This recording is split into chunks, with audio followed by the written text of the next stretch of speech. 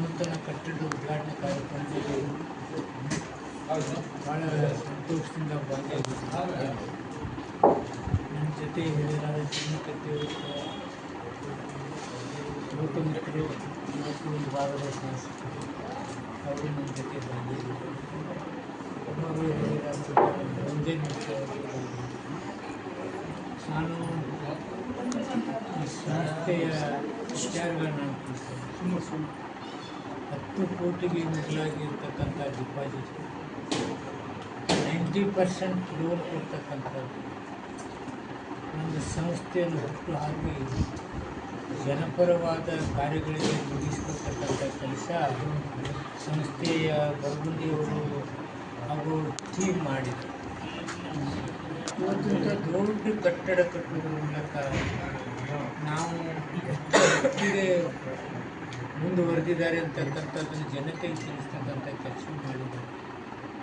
ಒಟ್ಟಾರೆ ಬರೀ ಸಾಲ ಕೊಡುವುದಷ್ಟೇ ಅಲ್ಲ, ಡಿಪಾಸಿಟಕ್ಕೂ ಅಷ್ಟೇ ಮಾತು ಕೊಡ್ತಕ್ಕಂಥ, ಅವ್ರು ಎರಡನ್ನೂ ಸಮತೋಲನ ಮಾಡ್ಕೊಂಡು ಹೋಗ್ತಕ್ಕಂಥ ಕೆಲಸವನ್ನು ಮಾಡ್ತಾರೆ. ನೋಡಿ, ಯಾರು ಡಿಪಾಸಿಟ್ ಮಾಡ್ತಾರೆ ಅವ್ರಿಗೆ ಮತ್ತೆ ಹಣ ಕೊಡಬೇಕಲ್ಲ, ಆ ಸಮತೋಲನ ಕಾಯ್ಕೊಂಡು ಬ್ಯಾಂಕ್ ನಡೆಸ್ಕೊಂಡು ಬರ್ತಕ್ಕಂಥ ಒಳ್ಳೆಯ ಕೆಲಸ ಮಾಡ್ತಕ್ಕಂಥ ಈ ಸಂಸ್ಥೆ ಎಲ್ಲ ಇದೆ. ನಾನು ವಿಶೇಷವಾಗಿ ಅಭಿನಂದನೆ.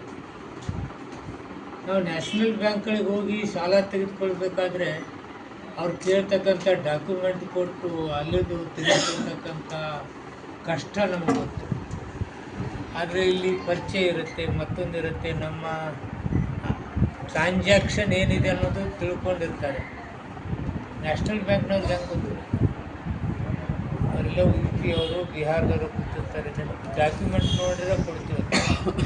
ಇಲ್ಲಿ ನೀವು ಆ ವ್ಯಕ್ತಿ ನೋಡಿಕೊಡ್ತಕ್ಕಂಥ ಕೆಲಸ, ಅದು ವ್ಯತ್ಯಾಸ ಹೆಂಗಿದೆ.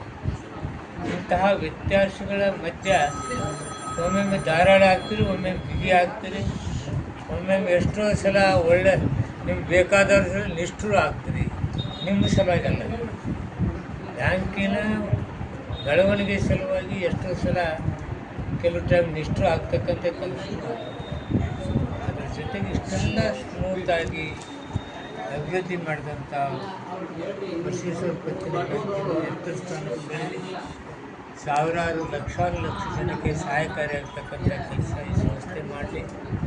ಆ ಭಗವಂತ ಬಸವೇಶ್ವರು ಹಾಗೆ ಮಹಾನ್ ಶಕ್ತಿ ಕೊಡಬೇಕು ಹಾಗಂತೇಳಿ ನಾನು ಆ ಭಗವಂತನಲ್ಲಿ ಬೇಡಿಕೊಂಡು ಈ ಸಂಸ್ಥೆ ಎತ್ತರದಿಂದ ನಾನೇನು ನೋಡಬೇಕಂತ ಆಸೆ ಗಣ್ಯದಿಂದ ಉದ್ಘಾಟನೆ ಮಾಡಿದ್ದೀನಿ. ನನ್ನ ಜೊತೆ ಇರ್ತಕ್ಕಂಥ ಯುವಕ ಹಿರಿಯರು, ಮಧ್ಯಮದವರು 3 ಮಂದಿ ಇದ್ದೀವಿ. 3 ನಡುವೆ ಈ ಸಂಸ್ಥೆ ಬೆಳೀಲಿ ಆಗಿರ್ತಕ್ಕಂಥ